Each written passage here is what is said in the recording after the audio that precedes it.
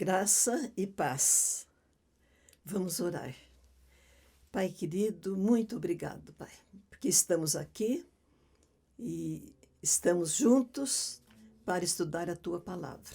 Pedimos a Tua assistência, a Tua direção, a Tua presença em cada um de nós. Os que estamos fazendo, os que vão ouvir e os que vão ouvir e ver até mais para frente, Pai. Pedimos a Tua bênção. Nós precisamos da Tua bênção, em nome de Jesus. Amém. Nós pedimos que vocês se inscrevam para ajudar o nosso canal. E depois, se gostar, põe eu gostei. Bom, estamos caminhando e eu fiquei feliz de ver o que nós já fizemos e as nossas oportunidades e disposições. Nós vamos lembrar, estudamos já os livros da lei, Gênesis, Êxodo, Levítico, Número e Deuteronômio. Estudamos os livros de história, Josué, Juízes, Ruth, Samuel, Reis, Crônicas, Esdras, Neemias e Ester. 5 da lei e 12 de história. E hoje nós estamos começando a terceira linha, ou terceiro grupo de livros. São os livros de poesia, de sabedoria. São 5 também. Jó, Salmos, Provérbios, Eclesiastes e Cantares. E nós já vimos a história. Agora nós vamos ver o que aconteceu, muita coisa mais que aconteceu no decorrer dessa história. Então, o primeiro livro que nós vamos ver, vamos começar hoje, é Jó. Nós estamos hoje, então, iniciando também a terceira temporada. Livro da lei, história e agora poesia e sabedoria. Então, o primeiro livro dos 5 de poesia e de sabedoria é Jó. Jó quer dizer perseguido ou arrependido. Tem teólogos que dizem que Jó foi uma ficção, uma lenda, mas ele é considerado o livro do cano e ele aparece na Bíblia. Em Ezequiel fala de Jó comparado ou comparado com Daniel e com Noé. Então diz Jó, Noé e Daniel. Então que houve esse personagem. E Tiago, no Novo Testamento, ele fala para os cristãos que quando eles sofressem, lembrassem de Jó e lembrassem do fim de Jó. Então, houve esse personagem, essa figura, e é muito importante porque a doutrina de Jó nos ensina muito. Tempo dos patriarcas. Jó viveu, depois de todo o problema que ele teve, ele viveu 140 anos. Então, feitos os cálculos, ele viveu uns 200 anos. Era o tempo que os patriarcas viviam. Lá, tempo de Abraão. Ele é do tempo de Abraão. E outra coisa também, outra característica, ele era sacerdote do lar. Nós vamos ver Jó levantando de madrugada para orar e para sacrificar. O autor, ninguém sabe. Alguns estudiosos acham que ele foi escrito nos tempos de Salomão, contando a história do patriarca do tempo de Abraão. E o tema do livro é o sofrimento. Um pastor disse, é o mistério do sofrimento do crente, daquele que crê, aquele que teme a Deus. É um mistério. E a conclusão que se chega, que Deus não explica isso aí. Deus não responde as perguntas de Jó, nem as nossas perguntas, quando nós vemos o sofrimento. Deus não responde, mas só que Deus está agindo. Em todo o tempo, Ele está cuidando de nós. O esboço do livro de Jó é um livro de 42 capítulos. 42 capítulos. O capítulo 1 e 2 vai apresentar o Jó e o sofrimento de Jó. No 3, depois do 4 até o 37, é o Jó e os amigos dele, um debate para explicar o sofrimento de Jó. Do 38 ao 41, é Deus. Agora Deus entra em cena e ele faz 70 perguntas para Jó. E o último capítulo, 42, é o quebrantamento de Jó e a restauração. Esse é o esboço do livro. Então, vamos começando no primeiro capítulo, quando apresenta o Jó. Lá diz assim que Jó era um homem que morava em tal lugar e ele era íntegro, reto, temente a Deus e que se desviava do mal. Jó, ele tinha uma família. Ele tinha 7 filhos e 3 filhas. E o autor diz que eles se juntavam, os filhos de Jó, e faziam festa, banquetes, os 10 juntos. E o Jó, então, depois disso, ele buscava a presença de Deus, ele intercedia pelos filhos. Ele vai ver que meus filhos fizeram alguma coisa errada, então ele sacrificava, pedindo a Deus que abençoasse os filhos dele. E isso, diz a palavra, continuamente, continuamente. Também Jó era o mais rico do Oriente. E o livro, qual era a riqueza de Jó? Ele tinha 7.000 ovelhas, 3.000 camelos, 500 juntas de bois, 500 jumentas, que era melhor que os jumentos, e numerosos serviçais. Então, ele tinha uma família constituída, feliz, e era também o homem mais rico. Essa é a apresentação de Jó e a sua família. Aí começa a história, a cena 1. Deus está numa reunião com os anjos e lá aparece Satanás. E Deus, que puxa a conversa com Satanás, pergunta: de onde que você vem? Ele disse: de rodear a terra e passear por ela. Vamos guardar isso aí. Satanás, rodear a terra e passear por ela. Então Deus pergunta: você observou o meu servo Jó? Ele é o melhor. Não tem ninguém como Jó. Íntegro, reto, temente a Deus e que se desvia do mal. E Satanás disse: mas, de certo, pudera. Será que Jó vive assim, debalde, quer dizer, sem causa? Por que ele vive desse jeito temente a Deus? Porque ele tem tudo. Ele é rico, tem família, é protegido. Mas estende a mão sobre ele, vê se ele não blasfema na tua face. E Deus teve coragem. Tem um pastor que diz que Deus constituiu Jó como advogado dele. Falou: Jó está em teu poder. Pode fazer o que você quiser. Só não pode matar. Só não pode matar o Jó.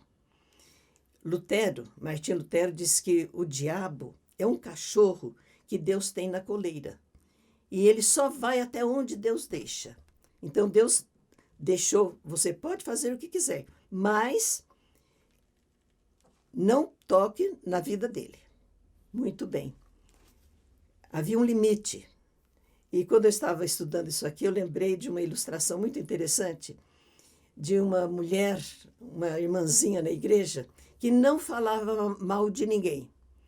Todo mundo ela dava uma desculpa. Então, um dia perguntaram para ela: e o diabo? O que você acha? Ela disse: eita, mocinho trabalhador. E o diabo vai provar isso, Satanás vai provar isso. Quando ele sai dali, ele já sai com um plano feito para provar que ninguém adora a Deus se não receber benefícios de Deus. Era essa a ideia de Satanás. Então, o que ele fez? Jó está lá na casa dele, tudo certinho, e ele recebe uma notícia. Um servo chega e diz para ele: os sabeus, que era um povo, levaram bois e jumentas e mataram os servos. E só eu escapei para vir contar. Primeira desgraça na vida, naquilo que Jó tinha de poder, que era dinheiro, que era bens materiais. Eram os bois e jumentas que os sabeus levaram. Dali a pouquinho chega outro servo, disse assim: desceu fogo do céu, queimou as ovelhas, os servos, e só eu escapei. Quando esse terminou de falar, veio o terceiro e disse: os caldeus levaram os camelos e mataram os servos, só eu escapei.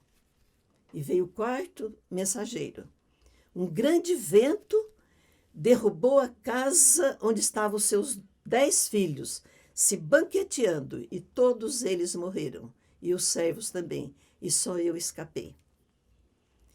Jó rasgou as suas vestes, se vestiu de pano de saco, pôs cinza na cabeça, e ele falou, que é um versículo que toda pessoa que ama a Bíblia conhece. Jó falou assim: nu eu saí do ventre da minha mãe, e nu eu voltarei. Deus deu, Deus tirou. Bendito seja o nome do Senhor. Então Jó adorou a Deus. E o autor registra, e ele não pecou, ele não disse que Deus era o culpado, nem blasfemou de Deus. Esse foi o primeiro capítulo. Segundo capítulo, segunda reunião, um pastor disse, lá no andar de cima, Deus novamente com os anjos, e Satanás chega lá. E Deus pergunta, mesma coisa da primeira reunião: de onde você vem? Eu venho de rodear a terra e passear por ela. Ele continua até hoje, rodeando a terra e passeando e observando. E Deus falou para ele: você viu meu servo Jó? Porque Deus estava feliz porque Jó não pecou. Ele foi arruinado nos seus bens, mas ele não pecou.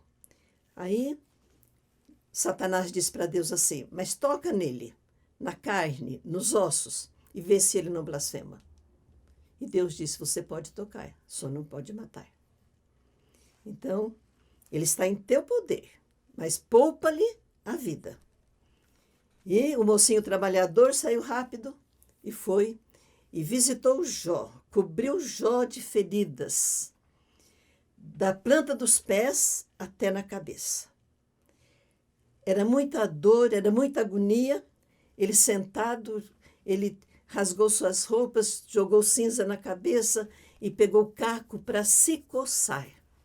Tanto doía, tanto coçava aqueles tumores malignos. A mulher dele, quando viu aquele sofrimento, falou: Jó, você ainda vai continuar adorando o seu Deus? Amaldiçoa o teu Deus e morre. E Jó disse para ela, eu vi uma explicação muito boa, ele não falou você é doida, não. Ele falou, você fala como doida. E não pode falar que alguém é doida, né? Está lá no Novo Testamento. E Jó disse para ela assim: nós recebemos o bem e não poderíamos receber o mal também? Em tudo isto, Jó não pecou contra Deus. E aquelas feridas foram tomando conta do corpo dele. E no decorrer do livro, ele vai dizendo as coisas que ele está sofrendo. Os tumores malignos eram no corpo inteiro. Ele fica com mau hálito, com mau cheiro. Diz: minha mulher não aguenta ficar perto de mim, nem os filhos da minha mãe, quer dizer, nem os irmãos dele não aguentavam ficar perto de Jó. Ele foi sentar no monturo, no lixão da cidade, e lá se coçando. As chagas viraram pus e vermes. Ele emagreceu, ficou cheio de rugas, os ossos aparecendo. E os ossos ardiam como fogo, contorcidos, deslocados. Os dias eram de agonia. Ele não via a hora de passar os dias. De noite tinha sonhos horríveis. O inimigo vinha também para atormentar o Jó. Ele era desprezado. os criados faziam obrigação, mas com desprezo. As crianças tinham medo dele. Era um sofrimento muito ruim. Um pastor disse, eu tenho 40 anos de pastoreio. Nunca vi um crente sofrer igual Jó. Nunca vi um crente sofrer igual Jó. Essa era a situação dele. Aí, então, aparecem os 3 amigos. 3 amigos. Eram amigos? Certamente eram, e muito amigos, porque eles deixaram seus afazeres, seus bens, a sua casa, e foram visitar Jó. Quando eles viram, eles não reconheceram Jó. Era um trapo, uma figura horrível. E então, sentado ali, eles rasgaram suas vestes, colocaram cinza na cabeça e choraram. Sentados perto de Jó, 7 dias e 7 noites, olhando Jó, e chorando, e pensando, e querendo resolver os problemas. Silêncio, não falavam nada, ninguém falava nada. Então se passaram 7 dias. Aí, capítulo 3. Jó já estava desesperado. Então Jó, ele começa a falar. E é interessante porque a gente fala paciência de Jó, e um pastor fala, ele não era tão paciente não, porque vamos ver o que ele fazia, né? Mas ele começa a reclamar. Jó amaldiçoa o dia do seu nascimento. Ele amaldiçoa porque que a mãe dele recolheu ele no ventre dela. Por que que ele teve quem amamentasse ele? Por que que ele não morreu? Então ele começa a falar muito, e ele fala um versículo aí que a gente também usa muito. Aquilo que eu temia me sobreveio. O que receava, aconteceu. Então, Jó, ele começa a falar, tem um capítulo inteiro, vale a pena ler, muito interessante, muito difícil, porque ele tem os altos e baixos, ele louva a Deus, ele reclama. E então começa do capítulo 3 é o Jó. Do 4 até o 37, vamos ver os amigos de Jó. Os 3 amigos começam a falar. Os 3 amigos começam a falar, a discutir. E a querer explicar. É um debate. Por que Jó está sofrendo assim? Então, Jó, um pastor escreveu assim, Jó falou muito, ele perguntou muito, e ele disse, ele perguntou 16 vezes, ele se queixou 34 vezes, e ele se defendeu. Ele perguntou, por quê? Por que eu estou sofrendo? Por que o Senhor me criou? Por que agora o Senhor vai me reduzir a pó? Por que me tiraste da madre? Por que não me mata? Por que não me responde? Por que não explica por que eu estou sofrendo? Jó, ele vai nos ensinar muitas coisas. Nós fazemos isso também. Tem muita gente que por qualquer coisa já blasfema contra Deus, já culpa Deus, já culpa as pessoas. E Jó, então, tem esse tempo. Ele quer saber. Por quê? Por quê? Por quê? Por que não me mata? Por que faz eu ficar melhor um pouquinho, dali sabendo que vai me matar? Por que não me mata logo? Não vê que eu estou sem forças? Por que prolongar minha vida, se o fim é certo? E ele se queixa 34 vezes. E aí, então, ele mostra para nós, a gente se queixar, a gente falar com Deus, é lícito. Ele é o nosso Pai amoroso. Então, Jó se queixa, eu estou farto da minha vida, a comida que eu gostava eu não posso comer mais, não como mais. Que mal que eu te fiz? Por que não perdoas? Não esquece o que eu fiz de mal e me dá perdão também? Comprida é a noite, não aguento mais, eu tenho sonhos horríveis. O Senhor é muito severo comigo, mas tem ímpio que o Senhor prospera, que o Senhor abençoa. Me fala no que tem errado. E Jó também se defende. Em todo o livro, ele fala, eu não pequei para receber isso aí. Ele diz assim, eu sou íntegro. E tem um versículo que ele fala quase que justamente o que Deus fala. Ele diz assim: mas ele, Deus, sabe o meu caminho. Se ele me provasse, sairia eu como ouro. Os meus pés seguiram as suas pisadas. Guardei o seu caminho e não me desviei dele. Eu sou íntegro.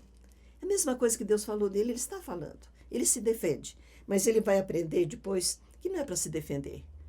É para ter reputação, é para fazer as coisas certas que Deus defende a gente. E então ele fala, ele pergunta, ele se queixa, ele se defende e Deus fica quieto. Ele não responde nada. Agora, no meio da fala de Jó também tem aquela revelação que só o Espírito Santo faz. Ele fala: eu sei que o meu Redentor vive. Vamos pensando, quem tiver oportunidade, leia Jó. Vai lendo lá, é muito interessante e a gente vai aprendendo cada dia. Vamos, então, parar por aqui. Vamos pensar. Jó, ele se queixou, ele perguntou, ele se defendeu. E vamos ver o que vai acontecer no final do livro de Jó. Que Deus nos abençoe.